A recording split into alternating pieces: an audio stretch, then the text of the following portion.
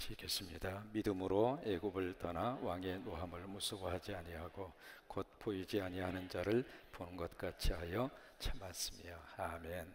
할렐루야. 이렇게 축복하실래요? 세상에 이렇게 멋진 분이 제 옆에 앉아 주시다니.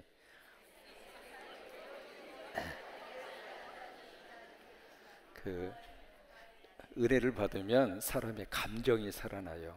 감정도 하나님이 주신 축복입니다. 그래서 이렇게 감탄사가 늘어나는 게 은혜 받은 징조 중에 하나인데, 오늘 중부교고 어머머머 하면서 봐. 코밭에 나비가 어디로 갔지? 나비가 어디로 날아가 버렸어요? 한 분이 계셨는데 어디로 갔어? 아, 저쪽으로 날아가셨구나. 이게 참 묘하게 은혜가 떨어지면 감정도 메말라요. 감정이 메마르면 감탄사도 없어져요. 첫눈이 여러분 내렸잖아요. 첫눈 보고 뭐 하셨어요? 아이고 귀찮게 또 내려. 아이고 저거 어떻게 눈을 다 치울 때 추울 망정, 첫눈이 내릴 때 어마마마마마마, 와 환상적이다. 원더풀, 투더풀, 쓰리더풀. 이게 뭐냐면 살면서 은혜를 받아서 여러분 그런 감정이 좀 이렇게 살아나시면 좋겠어요. 그래서 서로 부부전에 만났을 때도 여보! 그렇게 인상 쓰고 하는 것보다 여보! 얼마나 좋아요. 그러니까 뭐냐면 이렇게 좀 감정이 좀 살아나서 우리 삶 속에서 감탄사가 많아야 인생이 더 훨씬 더 맛이 있습니다. 이제 그런 게 자꾸 없어지고 나면 삶이 자꾸 드라이 돼요. 자꾸 메말라져요. 이제 그러다 보면은 어쩌나 오늘이나 내일이나 다 똑같은 거예요. 왜? 하는 일이 다 똑같잖아요. 여러분 이 해 아래 전도서에 있는 말씀대로 새 것이 있을까요? 없을까요? 항상 앞을 보면 대답이 있어요. 있을까요? 없을까요? 없어요. 그러니까 이 세상에서 새로운 것은 아무것도 없어요. 그 이야기는 무슨 얘기냐면 내가 새롭게 보지 않으면 이 땅에 새로운 것이 아무것도 없다 그 말이에요. 그러면 내가 새로워지면 모든 것이 다 새롭게 보여줄 수가 있거든요. 그러니까 내가 은혜를 받으면 새로운 영성이 내 안에 들어오게 되잖아요. 새로운 영성이 들어오면 새로운 생각이 들어오고, 새로운 생각이 들어오면 새로운 말이 나가고, 새로운 말이 나가면 새로운 인생이 달라지고, 새로운 인생이 이루어지면 새로운 운명으로 바꿔지게 되거든요. 그러면 그 모든 것을 출발이 바로 어디서 오느냐면 여기서부터 오는 거예요. 그래서 전에는 그런 거 그냥 그저 그거 아니에요. 은혜 받고 나면 하루하루가 행복한 거예요. 하루하루가 기적이요. 하루하루가 하나님의 은혜요. 오늘 징그럽게 고달팠던 하루가 어제 돌아가시면서 그렇게 가지고 싶었던 그 하루예요. 그러니까 오늘 하루 살고 있는 이 자체를 행복하게 생각하고 그저 주님 감사합니다 말 한마디를 하더라도 감탄사로 하면 얼마나 좋겠어요. 감사합니다 얼마나 좋아요. 총각이 기도를 합니다. 하나님, 제가 장가만 가게 해주시면 절대로 한눈 팔지 않고 오로지 한 여자만을 생각하고 가정을 지키면서 그렇게 살겠습니다. 하나님이 그 기도를 받으시고 예쁜 여자를 만나서 장가를 가게 했어요. 근데 처음에 가졌던 그 마음이 서서히 없어지면서 외도를 하는 거예요. 외도가 무엇인가는 사전 가서 찾아보세요. 한 여자만 바라보고 살겠다던 이 남자가 서서히 딴 마음을 품으면서 딴 여자하고 이상한 잠자리를 하고 그렇게 되는 거예요. 여러분, 결혼은 철저하게 하나님의 뜻이 있습니다. 한 여자하고 성적인 관계를 맺겠습니다. 그게 결혼이에요. 그래서 이제 외도를 하다 보니까 이게 참 남의 떡이 더 커 보이잖아요. 남의 여자가 더 예쁜 것처럼 보이고, 그러나 그것입니다. 여러분, 아무리 바꿔봤자 고여의 니은이 고여의 니은이고, 아무리 바꿔봤자 고놈이고. 목사님, 누구는 놈이라고 그러고 누구는 여의 니은이라고 하십니까? 이 자리에서 좀 제가 어느 순화를 좀 해야죠. 그래서 다른 여자하고 잠자리를 하면서 뭔가 짜릿함을 느끼면서 자꾸 외도하는 횟수가 늘어나요. 그런데 한 번 하고 두 번 하다 보니까 이게 가만히 보니까 하나님이 자기를 아무런 이렇게 뭐랄까 벌을 안 주는 것 같아요. 그래서 이제 그 다음부터는 완전히 다 자신감이 붙은 거죠. 하나님이 뭐 아무리 하더라도 내버려 두는 거나 그렇게 생각을 하고 그렇게 외도를 하기 시작했는데, 어느 날 배를 탔습니다. 배를 탔는데 갑자기 풍랑이 일어나면서 배 안에 한 100여 명 정도 이렇게 살고 탔는데 풍랑이 일어나면서 금방 배가 전복이 될 것 같아요. 그래도 하나님, 나 한 사람 때리려고 외도했다고 날 죽이려고 이 배를 뒤집히진 않겠지. 그래서 안심하고 가는데 갑자기 하늘에서 음성이 들립니다. 야 이놈아, 너와 같은 녀석 100명을 모으기까지 무려 3년이나 걸렸느니라. 그래서 그 다음은 여러분 상상에 맡기겠습니다. 하나님이 참아줄 때 빨리 그 길에서 돌아서는 게 복입니다. 하나님이 내버려 두는 거 아니에요. 하나님이 나를 지금 건드리지 않는 것은 기회를 주시는 거예요. 다시 돌아오라고. 왜? 사랑하니까. 다시 한번 하나님께서 우리에게 기회를 주시는 것이거든요. 그 기회를 오용하면 안 됩니다. 그 기회를 남용하면 안 돼요. 하나님이 살아계시지 않아서가 아니라 하나님이 몰라서가 아닙니다. 하나님이 철저하게 알고 계세요. 혀끝에 말을 알고 계시고 내 걱정도 알고 계시고 앉는 것도 알고 계시고 일어서는 것도 알고 계시고 내 혀끝에 모든 말을 우리 아버지는 다 알고 있거든요. 우리가 하나님을 떠나 어디로 가서 가리까? 저 바다 끝에 가도 거기도 하나님이 계시고 음부의 자리까지 내려간다 할지라도 하나님이 거기 계시고 새벽 날개를 치며 저 지구 끝까지 간다 할지라도 거기서도 하나님이 계십니다. 믿으시면 아멘. 그러면 아버지가 모를 리가 없어요. 그런데 왜 내 삶 속에 가만히 계시는가? 왜 인내하시는가? 돌아올 때까지 기다리는 거. 특별히 오늘 히브리서 11장에 기가 막힌 말씀을 우리에게 주시고 있습니다. 27절에 믿음으로 어디를 떠나요? 애굽을 떠나요. 그 애굽을 떠나는데 왕의 노함을 어떻게 했죠? 무서워하지 않았어요. 이 왕의 노함이라고 하는 것은 바로입니다. 바로가 지금 화가 난 거예요. 왜? 거기에 지금 200만 명의 노동력이 하루아침에 싹 하고 빠지는 거잖아요. 그러니까 얼마나 화가 나겠어요. 경제 근간이 흔들리는 건데. 그럼에도 불구하고 그 바로 왕의 그 노함, 그 분노를 두려워하지 않았어요. 왜 그랬을까요? 바로 왕보다 더 큰 왕이 있었으니까. 그래서 두려워하지 않았던 거예요. 시편으로 가서 한번 보십니다. 시편 27편 1절입니다. 시편 27편 1절.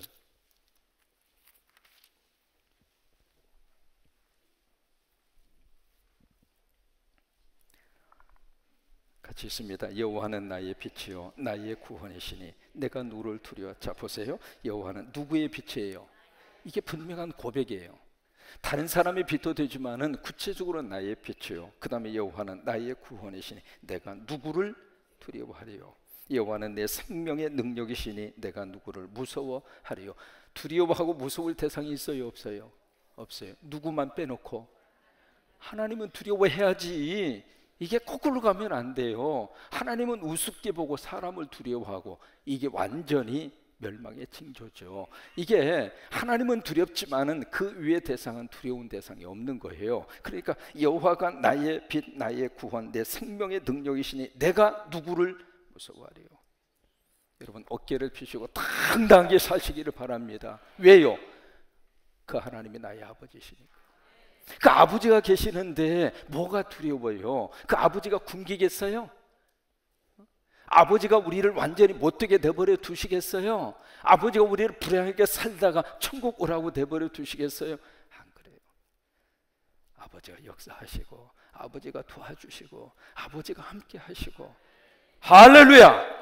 그러니까 두려워하지 않는 거예요. 그렇지 않으면 두렵죠. 하루하루 사는 것이 만만치가 않잖아요. 이달 살고 다음 달 어떻게 살까 두렵죠. 그러나 그 하나님이 나의 아버지가 되신다면 그 아버지 때문에 어깨를 펴고 그래 내 뒤에 아버지가 계시죠. 여러분 첫 시간에 드렸던 말씀 기억하십니까? 나이아가라 폭포 혹시 기억하세요? 그때 그림을 딱 보여주면서 나이 많으신 분은 나이아가라로 꼭 관광을 한번 다녀오세요. 10년씩 젊어져요. 나이아가라. 그래서 거기 한 번씩 다녀오시면 젊어가지고 오는데 그 나이아가라 폭포에 꼬마가 딱 서서 딱 하는 말이 이 나이아가라 폭포 우리 아버지 거라고. 그러니까 그 옆에 있던 사람이 그때 한번 말씀드렸잖아요. 그 옆에 있는 사람이 네 아버지가 누군데 이렇게 큰 부자냐? 우리 아빠 부자예요. 얼마나 많은 돈을 가지고 이 나이아가라 이게 그렇게 캐나다하고 미국하고 걸쳐 있거든요. 야 양쪽 나라에 있는 것을 언제 샀다냐? 우리 아버지가 처음부터 우리 아버지 거예요. 와, 니네 아버지 대단한 부자다. 근데 니네 아버지 이름이 뭐냐? 아저씨도 알 거예요. 아, 그래? 내가 알아? 니네 아버지 이름이 뭔데? 하나님이에요. 이제 그렇게 말했던 사람이 누구냐면 로버트 슐러 목사님이에요. 이름 들어보셨어요? 가든 골버라는 지역에 크리스탈 처치를 만들어서 크게 부흥을 일으켰던 긍정적인 사고의 대가 로버트 슐러 목사님. 그 목사님이 그 꼬마 시절에 나이가 폭포를 딱 보면서 이건 우리 아버지 거다. 왜? 하나님 것이 내 것이고 내 것이 내 것이고 이게 묘한 논리예요. 하나님의 것이 누구 거예요? 내 것이고 내 것이 누구 거예요? 이게 정상인데 하나님 건 내 거고 내 것은 내 것이고 그건 아니거든요. 그래서 이 로버트 슐러 이 어린 꼬마가 야 이건 하나님의 것이다. 그러니까 하나님의 것은 내 것이다. 그래서 나이가라 폭포를 보고 아 이건 우리 아버지 거니까 내 거다고 그 믿음의 배짱을 가지고 그분이 세계적으로 긍정적인 파지티브 띵킹이라고 하는 것을 그분이 그렇게 만들어낸 거예요. 우리가 두려워하지 않는 이유는 내가 힘이 있어서가 아니에요. 능력이 있어서가 아니에요. 두려워하지 않는 가장 중요한 근거는 누구에게 있어요? 하나님에게 있는 거예요. 하나님. 히브리서 13장 6절로 갑니다. 히브리서 13장 6절. 히브리서 13장 6절. 성광교회 교인들의 성경책은 낡아지게 하여 주시옵소서. 하도 성경을 찾아가지고 너덜너덜하게 하여 주시옵소서. 하여튼 내 기도 제목입니다. 성광교회 교인들 책이 그냥 깨끗하면은 차상영 목사가 목회 못하는 거예요. 그렇게만 안 하면 돼요. 히브리서 13장 6절 시작. 그러므로 우리가 담대히 말하되 주는 나를 돕는 이시니 내가 무서워하지 아니하겠노라. 사람이 내게 기가 막힘. The Lord is my helper. 여러분 헬퍼라는 말 많이 쓰잖아요. 헬퍼 이게 도와주는 사람. 근데 누가 도와주시는가? The Lord 하나님. 하나님이 나의 헬퍼? 어땀이요? 다른 사람이 힘 있는 사람이 도와줘도 너무 좋은데 누가 나의 헬퍼요? 하나님이. 이 갑자기 이게 뭐요? 정신 사납네 그래요. 그러니까 다른 사람의 헬퍼가 아니라 누가 나의 헬퍼요? 하나님이 나의 헬퍼요. 여러분 보세요. 하나님이 나의 헬퍼가 되시는데 뭐가 두려워? 기죽지 마세요. 땅의 것 때문에 코가 석자나 빠져 그러지 마세요. 돈 하나님이 주시면 한꺼번에 억수로 쏟아 부어 줄 수 있어요. 뭐 그게 대수라고. 있으면 있는 대로 살고 없으면 없는 대로 살고 잘난 사람 잘난 대로 살고 못난 사람 못난 대로 산다. 야야야. 뭐 땅의 것 때문에 그렇게 기죽어 살 필요 뭐 있어요? 공부 좀 못했으면 어때요? 이게 인생 살다가 보면 50, 60 가면 많이 배운 사람이나 덜 배운 사람이나 다 그게 그거예요. 아니 시장에 가가지고 무슨 코사인하고 탄전트하고 뭐 그런 수학 문제 풀 필요 뭐 있어요? 방정식 할 필요 뭐 있어요? 더하기 뺄수만 하면 다 먹고 살아요. 어느 정도 가면 인생은 다 평균적으로 살아요. 이쁜 사람이나 미운 사람이나 60 넘어 70 넘어가면 다 화장빨로 사는 거예요. 다 그걸로 다 커버하고 사는 거지. 이게 피부 1mm 차이는 별거 없어요. 미운 사람이나 이쁜 사람이나 이게 30년 30년 차이가 젊었을 때는 크게 나지만은 60 넘어 70 가면 어머니나 딸이나 같이 가도 똑같아요. 누이 같아요. 다. 이게 70 넘어 80 가까이 가면 건강한 사람이나 그렇지 않는 사람이나 비슷해요. 전부 다 별거 없어요. 그러니까 땅의 것 때문에 여러분 울지 마시고 하나님이 나의 아버지가 되시고 The Lord is my helper. 하나님이 나의 헬퍼가 되어주시고 여러분 믿으시면 아멘. 다시 한번 아멘. 여기만 아멘. 100점. 그래서 하나님이 나의 헬퍼가 되시기 때문에 내가 누구를 무서워하려. 사람이 내게 어찌할까? 사람 앞에서는 기죽을 필요 없어요. 사람 앞에서 눈물 지을 필요도 없고 사람 앞에서 신세 한탄할 필요도 없고. 왜? 그 사람이 뭘 도와줘? 그래, 하나님 앞에서 내가 쏟아 놓으면 하나님이 나의 헬퍼가 되어 주셔서 막힌 길도 열어주시고 없는 곳도 채워주시고 낮은 자리도 메꾸어서 높여주시고, 그렇게 하나님의 거룩한 역사가 나타나게 되어져 있어요. 여러분, 하나님만 계시면 인생 살만한 거요. 살만한 거예요. 하나님이 믿어지면은 우리가 희망을 가지고 살 수 있는 거예요. 가장 불행은 하나님이 믿어지지 않는 거예요. 그게 힘든 거죠. 그게 힘든 거예요. 그래서 하나님은 바로 이 애굽 왕의 그 노함을, 그 분노를 두려워하지 아니하고 뭘 했는가 한번 보세요. 히브리서 11장 27절. 믿음으로 어디를 떠났어요? 애굽을 떠났어요. 그러니까 왕의 그 분노를 두려워하지 아니하고, 왜? 왕보다 더 크신 왕 하나님이 계시니까. 그래서 믿음으로 어디를 떠났는가? 애굽을 떠났어요. 출애굽기 33장 1절로 가보세요.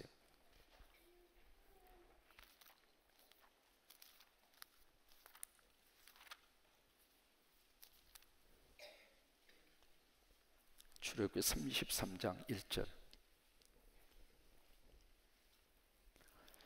여호와께서 모세에게 이르시되 너는 내가 애굽 땅에서 인도하여 낸 백성과 함께 어디를 떠나요? 여기를 떠나서. 여기가 어딜까요? 애굽. 내가 아브라함과 이삭과 야곱에게 맹세하여 내 자손에게 주기로 한 무슨 땅? 그 땅. 그 땅. 다른 땅이 아닙니다. 하나님의 약속이 있는 땅. 그 땅이 바로 가나안이잖아요. 그 가나안은 다른 말로 말하면 예수 그리스도가 있는 곳이 가나안이에요. 그럼 보세요. 내 안에 예수님이 들어오시면 가나안이 어딜까요? 여기가 가나안이에요. 그러면 여기가 젖과 꿀이 흐르는 곳이라 그 말이에요. 그러면 젖은 무엇이고 꿀은 무엇일까? 영어로는 이제 밀크 앤 허니 그렇게 돼 있어요. 그런데 그 젖과 꿀이라고 하는 것, 젖이라고 하는 것은 베드로서에 보면은 말씀이에요. 말씀이 젖이에요. 그래서 갓난아이와 같이 젖을 사모하라. 그 이야기는 어린아이처럼 말씀을 사모하라 그거예요. 그래서 말씀을 잘 받아먹는 분들을 보시면 꼭 어린아이처럼 그냥 엄마가 물려주는 젖, 세상에 그 젖을 빨아서 먹는 그 동안에는 세상에 아무것도 부러운 게 없는 거예요. 그러니까 하나님의 말씀을 그렇게 받아먹는 사람은 말씀 먹는 시간에 최고로 행복한 거예요. 여러분, 처마미 때 제비가 새끼를 5마리를 낳고 노란 주둥이, 엄마가 먹이를 물어왔어요. 물어와가지고 딱 주는데 누구한테 먹이를 쏙 집어줄 것 같아요? 어떻게 벌리는 사람? 시범적으로 어느 분이 한번 해봤으면, 아니 일어나서 저쪽 보고 해야지 왜 차목사만 보고 오라고 그래요? 어떻게 벌렸을 때 쪽쪽 집은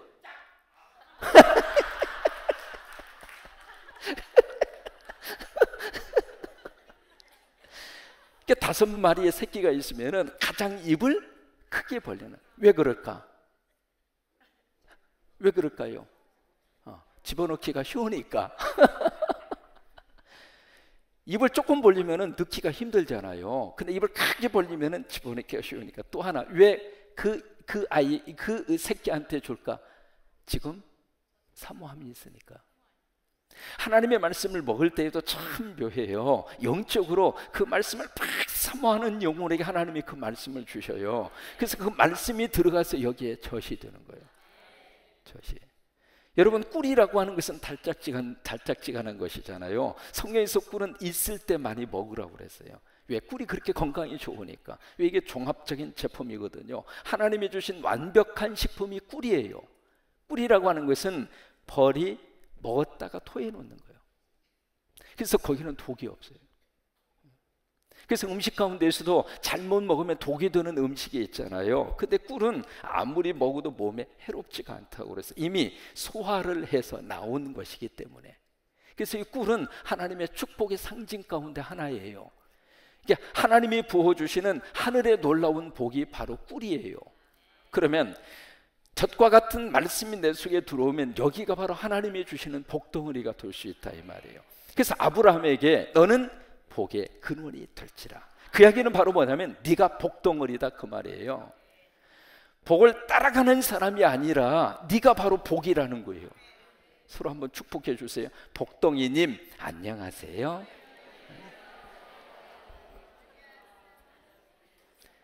그러니까 내가 가나안 땅이 됐고 내가 바로 젖과 꿀이 흐르고 있고, 그렇죠? 그러면 내가 복덩어리라면 내가 복덩어리. 여러분, 그러면 그것처럼 큰 축복이 어디가 있어요? 그러니까 애굽을 떠나서, 애굽은 하나님이 없는 곳이 애굽이에요. 그래서 거기는 저주밖에 없어요. 거기는 심판밖에 없어요. 거기는 연단밖에 없어요. 그래서 애굽을 떠나서 어디로 가는가? 가나안을 가는데, 가나안을 가기 위해서 어디를 거쳐야 되는가? 광야를 거쳐. 광야는 훈련입니다. 그 광야의 과정을 통해서 애굽에 있는 것을 빼내는 거예요. 애굽에 있었던 것을 다 이것을 제거를 하고 정화를 하고 애굽에 있는 것을 송두리째 다 빼야, 그래야 가나안에 갈 수 있거든요. 왜냐하면 애굽의 정신과 마음을 가지고서는 가나안 땅에 갈 수가 없어요. 그래서 광야가 필요한 거예요. 애굽에 있었던 습관도 빼내야 되고, 애굽에서 있었던 문화도 빼내야 되고, 애굽에 살면서 가졌던 정신 상태도 빼내야 되고, 애굽에 살면서 가졌던 우상 숭배하던 것도 빼내야 되고, 왜? 그걸 빼내야 가나안에 들어가서 가나안 사람처럼 살 수 있으니까. 근데 그것이 정려지지 않으면 가나안에 있으면서도 늘 애굽 생각이야. 앉으나 서나 애굽 생각, 앉으나 서나 애굽 생각. 여러분, 이 출애굽기부터 시작을 해서 민수기까지 왜 그렇게 하나님의 진노를 받았는가? 앉으나 서나 애굽 생각. 그때가 좋았는데, 그때가 좋았는데. 그래서 하나님의 그 심판을 그렇게 많이 받은 거예요.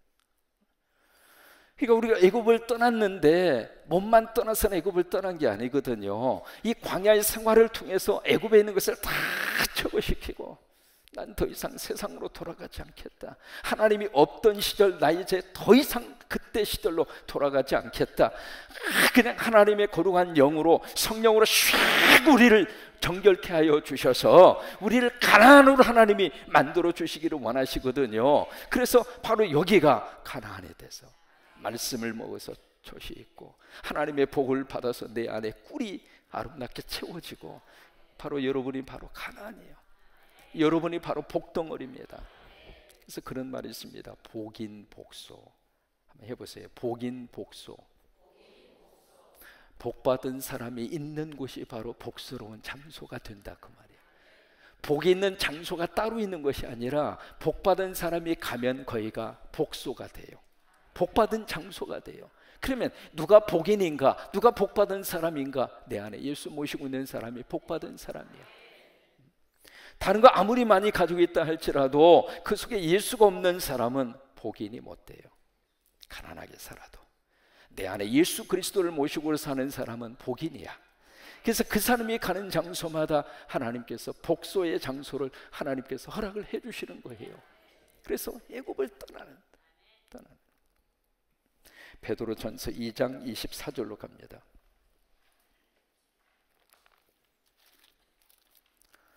웬만하면 히러를 좀 꺼주시면 좋겠습니다. 예. 베드로전서 2장 24절 히러를 좀 끄시면 좋겠네요. 베드로전서 2장 24절.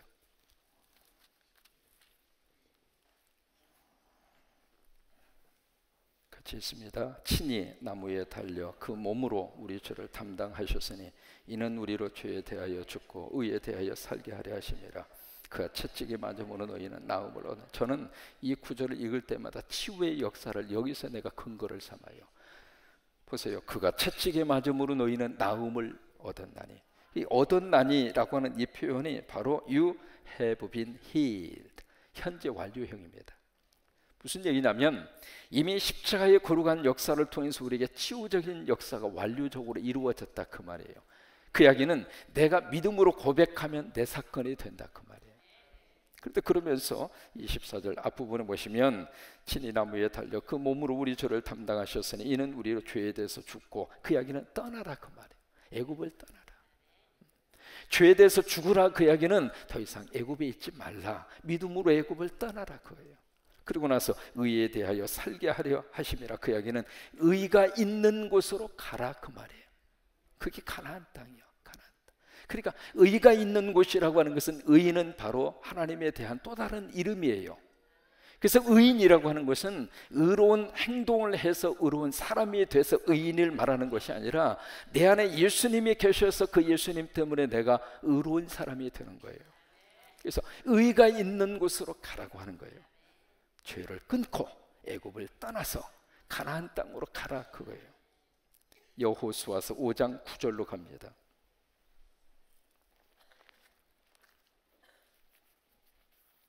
여호수아서 5장 9절.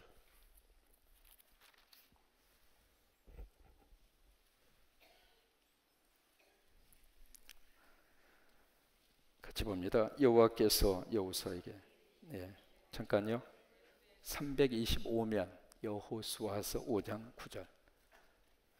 여호수아서 5장 9절 같이 읽습니다. 여호와께서 여호수아에게 이르시되 내가 오늘 애굽의 수치를 너희서 떠나가게 하셨다 하였으므로 그곳 이름을 오늘까지 길갈이라 하니라. 여기 애굽의 수치, 애굽의 수치를 떠나가게 하셨다. 그래서 그 이름을 길갈이라 그렇게 이름을 붙였잖아요. 이 길갈이라고 하는 것은 굴러간다, 롤러웨이, 롤이라고 하는 것은 롤, 이렇게 굴른다 그 말이에요. 길갈이의 이름의 뜻이.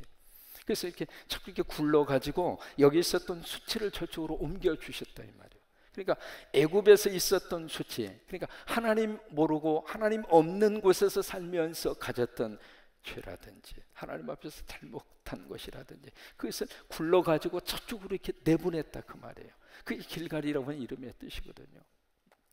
애굽에 살면서 우리들이 얼마나, 애굽은 우상이 많았던 장소가 애굽이에요. 그래서 10가지 재앙을 그들에게 하나님께서 내리시는데, 그 10가지 재앙이 바로 뭐냐면 애굽 사람들이 섬기던 신이에요.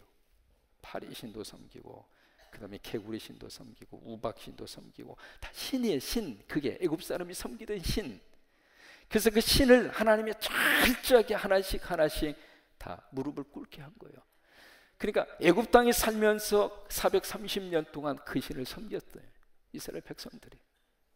그걸 눈앞에서 보면서 아하, 이게 잘못된 것이구나, 우상 숭배가 잘못된 것이고 하나님 앞에서 잘못된 이 신을 섬겼던 것을 그 하나씩 재앙들을 보면서 깨닫는 거예요. 깨닫고 나서 거기서부터 나오는 거예요. 그런데 마지막 10번째 재앙이 무슨 재앙이냐면, 무슨 재앙이었죠? 장자를 죽이는 죄. 근데 누구 장자만 죽였어요? 임방과 문설주의 예수 그리스도의 보혈의 피가 없는 집만 골라서 가서 죽인 거예요. 그래서 장자가 죽었다 그 이야기는 애굽이 끝났다 그 말이에요. 그렇잖아요. 대가 끊긴 거잖아요. 그리고 나서 이스라엘 백성들에게 생명을 준 것은 새로운 뉴 제너레이션, 새로운 세대를 하나님이 일으켜 세운 거예요. 그러니까 옛날에 예수 없이 살던 그 제너레이션, 그 세대가 끝나고 하나님의 백성으로, 새로운 하나님의 거룩한 영으로 새로 탄생이 된 중생한 하나님의 백성들로 하나님이 새로운 제너레이션으로 시작시켰다 이 말이에요. 그래서 우리가 믿음으로 해야 되는 가장 중요한 일 중에 하나가 믿음으로 애굽을 떠나라. 더 이상 주저하지 말고 우리가 그런 결단이 필요합니다. 정말 믿음으로 하나님 바라보고 가면 하나님이 도와주셔요. 하나님이 절대로 굶기지 않아요. 하나님 의지하고 가면 하나님이 우리와 함께 하시고 하나님이 역사하시고. 그런데 그냥 애굽에 미련이 있어가지고 갈까 말까 그러죠. 믿음으로 애굽을 떠나. 그러면서 히브리서 11장 27절 다시 한번 보실까요? 그들이 애굽을 떠날 수 있었던 큰 두 번째 이유가 있습니다. 첫 번째 이유는 왕의 노함을 무서워하지 아니하고, 왜? 왕보다 더 큰 왕 하나님이 계시기 때문에 그 믿음으로 애굽을 떠날 수가 있었고, 27절 그 부분에 보시면 곧 보이지 아니하는 자를 어떻게 했어요? 보는 것 같이 하여 뭘 했죠? 참았어요. 봤어요. invisible being, 보이지 않는 존재를 saw him, 봤어요. 참 그게 믿음의 역사입니다. 여러분, 하나님이 눈으로 안 보이잖아요. 그렇죠? 그러나 하나님의 계심을 우리는 믿어요. 그리고 하나님이 나와 함께 하신다고 하는 것을 보고 있어요. 어떻게 우리가 보고 있는가 보세요. 옆에 있는 사람이 그 증거입니다. 그분이 지금 여기 앉아 있다는 자체가 하나님의 살아계시는 거예요. 만약에 하나님이 계시지 않았더라면 옆에 있는 분이 여기에 와 있었겠어요? 아니. 이민 목회하면서 참 많은 걸 느껴요. 뭐냐면 이민 왔기 때문에 교회당 나오는 사람이 참 많아요. 한국에 있었으면 교회당 교자도 모를 사람이 이민 오면 한국 정부에서 꼭 떠나보낼 때 그래. 세 가지 사자를 잘 만나라. 첫째가 변호사를 잘 만나라. 두 번째는 세무사를 잘 만나라. 세 번째는 목사를 잘 만나라. 이게 공식적으로 외무부에서 이민 떠날 때 교육시키는 내용이에요. 그러니까 목사를 만나야 아이들 학교 문제 해결하고 직업 문제 해결하고 문제가 일어났을 병원 문제 해결하고 별걸 다 했어요. 우리 나하초하고 비서실장하고요.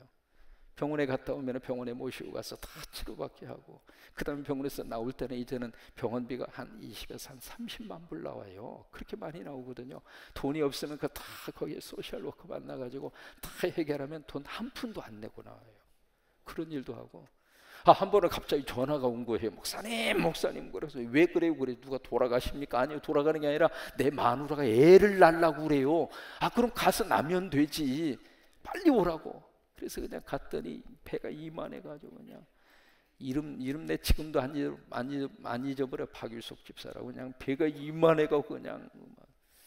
그래서 이제 모시고 이제 UC 하버 메디컬 센터에 가서 그 부인 가서 애 나라고 집어넣고 그 남편하고 나하고 소파에 가만히 앉아서 속으로 참 애는 누가 낳고 이거 나는 지금 뭐냐. 그리고 소파에 이렇게 앉아 있는데 거기 이제 남편이 목사님 왜? 애기 이름 뭐라고 해야 돼요? 거기서는 애를 출산을 해가지고 나올 때 애기 이름이 있어야 돼요. 애기 이름을 주어야 바로 시로 바로 출생신고가 돼가지고 바로 이제 그 출생 증명서를 뗄 수 있으니까 그 증명서가 중요하거든요. 이제 그러니까 이름이 있어야 되잖아. 그러니까 나보고 목사님 이름 뭐라고 할까요? 그래서 남자 여자요? 남자예요. 그래요? 기도해보고. 거기서 이제 1분간 기도하는, 그때 무슨 한 작정기도 10일 한 다음에 그러면 시간이 없잖아요. 그러니까 하나님은 급한 대로 역사를 하셔요. 1분간 다 기도하니까 그래요, 요셉이라고 그래요. 그래서 걔 이름이 요셉이가 됐어요. 그 요셉이가 지금 30살이 넘었습니다. 그렇게 해서 태어난 애기가. 참 이민 목회를 하다 보니까 참 별 저희가 다 있어요. 별 저희가 다 있어요. 그런데 그 모든 과정을 통해서 한 가지 깨닫는 게 있어요. 그분들이 만약에 미국에 오지 않았다면 하나님 믿었을까? 그러니까 내 옆에 앉아있는 분이 하나님의 살아계심을 보여주는 증거예요. 그 양반이 증거요.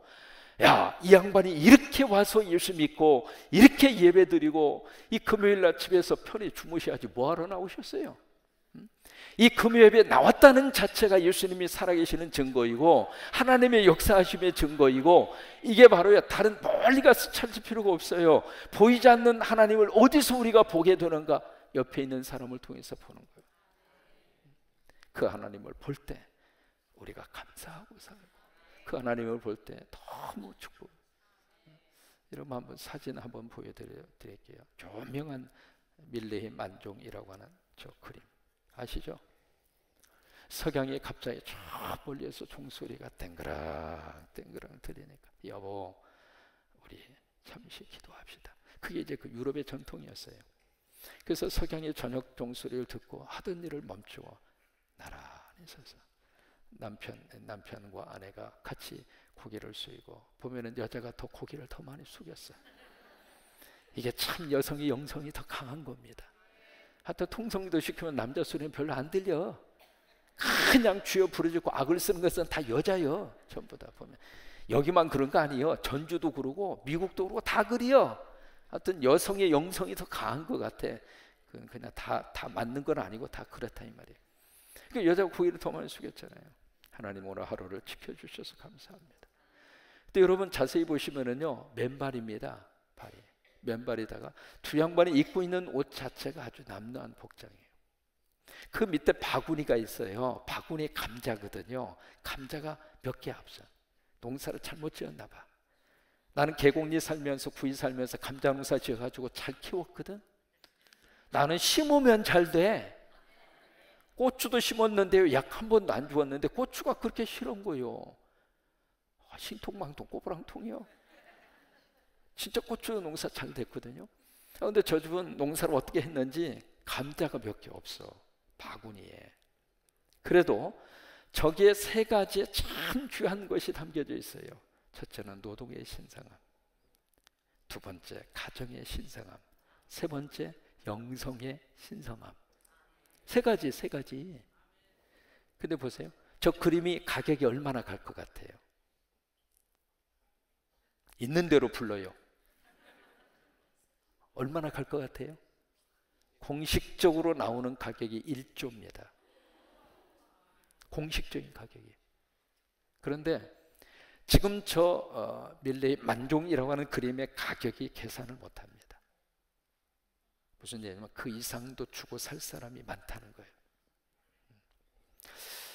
그럼 어떻게 저 그림 한 장이 그렇게 많은 돈을 주고도 살려고 할까? 아까 말씀드린 거 세 가지.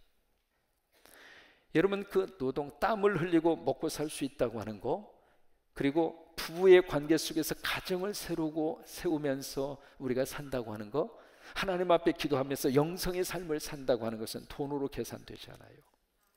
그래서 저 그림의 가격이 기하급수적으로 뜨는 거예요. 보이지 않는 하나님이지만 그 하나님을 보고 땀을 흘리고 일을 하고 부부로 만나서 서로 귀하게 여기고, 남남 복장에, 그 다음에 밭대기도 별로 좋지도 않는 밭대기에 감자 심었는데 몇 개 못 해가지고 이거 들고 와서 한 끼 먹고 나면 그 다음 끼 뭘 먹을까, 그런 형편이에요. 그래도 부부가 하루 일할 수 있어서 감사해서 두 손을 꼭 모으고 하나님 감사합니다, 그러면서 그 영성의 신비로움을 밀레가 저 속에 잘 담겨가지고 기가 막힌 작품을 그렇게 만들어낸 거예요. 그래요, 보이지 않는 하나님을 보고 애굽을 떠날 수가 있었어요. 떠나면 죽을 것 같았는데 그렇지 않았어요. 하나님이 살려주셨어요. 하나님이 먹이셨어요. 40년 동안 신발이 헤어지지 않았고 발이 부러뜨지 않았고, 참 신기한 것은 40년 동안 굶어 죽었다고 하는 말이 한 구절도 없습니다. 그때마다 풍요롭지는 않았지만 그래도 일용할 양식은 먹었고 그렇게 먹고 살았어요. 한 가지 묻습니다. 여러분, 경제적으로 힘든 분 계실 거예요. 밥은 잡수시나요? 안 잡수신 모양이네. 비서실장님, 쌀 100업 드리시옵소서. 여러분, 밥은 잡수십니까? 그렇죠? 냉장고 열어서 가끔 고기도 드십니까? 그럼 됐지. 그렇잖아요. 그래요. 보이지 않는 하나님을 바라보고 더 이상 애굽으로 가지 마시고, 애굽하고는 싹 정리하시고, 어떤 일이 있어도 난 애굽으로 안 가겠다, 어떤 일이 있어도 하나님 없는 곳으로 다시 돌아가지 않겠고 세상으로 가지 않겠고, 이제는 하나님 바라보고 가나안 땅으로 멋있게 달려가는 저와 여러분이 될 수 있게 되기를 바랍니다. 이 찬송을 하고